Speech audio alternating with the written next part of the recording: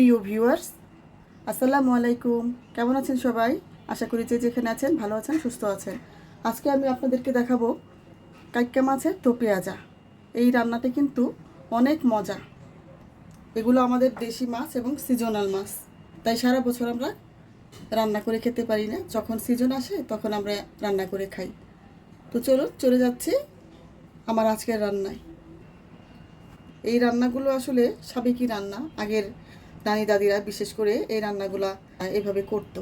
তো আজকে আমি এই পদ্ধতিতে একটা রান্না করব। তার জন্য প্রথমে আমি সবগুলো মাছগুলোকে ঢেলে দিচ্ছি। এই মাছগুলোর মধ্যে পেঁয়াজ একটু বেশি লাগে, যেহেতু কাইক্কা মাছের তো পেঁয়াজা। এখানে প্রায় 1.5 বাটি পেঁয়াজের মতো আছে। দিয়ে দিলাম কাঁচামরিচ কুচি। কাঁচামরিচ কুচিটা একটু বেশি লাগে। 1/2 চা চামচ করে আদা রসুন বাটা।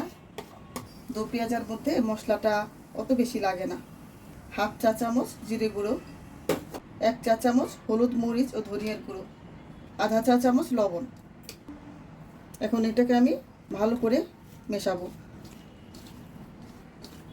দো পেঁয়াজার মধ্যে মশলা কম দিলে কিন্তু বেশি স্বাদ হয়। আর যদি কেউ মশলা বেশি খেতে চান তাহলে আর একটু মশলা দিতে পারেন।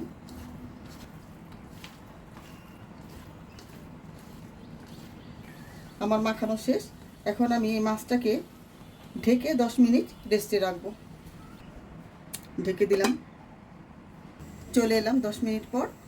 এখন আমি প্যানের মধ্যে তেল ঢেলে দিচ্ছি। তেলটা একটু বেশি লাগে, যেহেতু এটা দো পেঁয়াজা হবে।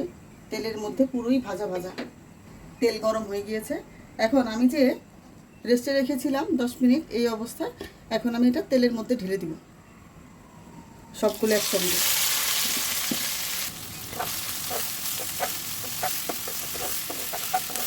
নাড়াচাড়া খুব সাবধানে করতে হবে, মাছগুলো যেন ভেঙে না যায়।